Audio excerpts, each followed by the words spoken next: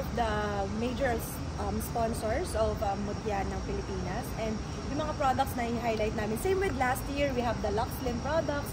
So, para din to support the fitness journey of the candidates. And also, today i-highlight din namin yung oral sunblock.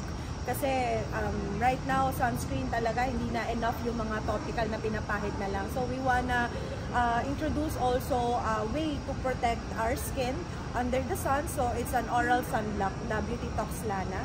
And then, yung aming pinakabago naman, it's the Vitamin E. Ana E, Vitamin E, we're promoting gandang powerful with this naman. And the Beauty Tox is already available at Watsons, and of course sa mga sa mga e-commerce platforms like Shopee, TikTok, Lazada. So it's available sa mga distributors din po na. Okay. Well, Lux Slim po talaga yung brand name for our beverages. The Lux Beauty po kasi it's parang as a whole, the Lux Beauty and Wellness Group. Parang as a whole po kasi we have skincare also, the Lux Skin, ganyan. Pero mas lang na bigyang focus yung Lux Beauty nung time na pinagbawal ang Lux Slim or yung word na slim sa TikTok.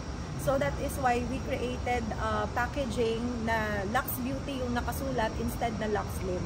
So parang nagkaroon lang ng konting rebranding for TikTok community kasi nagkaroon sila ng mga restrictions when it comes to weight management items. Talaga no, para magkaroon tayo ng confidence sa sarili.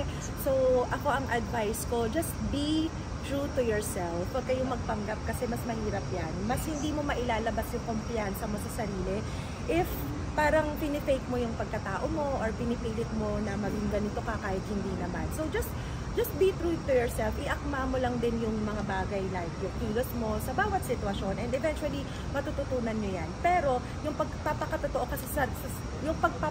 kasi sa sarili, ayan talaga yung makikita at mafe-feel ng tao, mararamdaman ng mga audience yan. So siguro yun lang yung pinaka-advice ko sa kanila. Resilient person ever since talaga. So whatever happens, madapa ka man, bangon lang, laban lang, wag kang susuko. Siguro yun din talaga yung gusto kong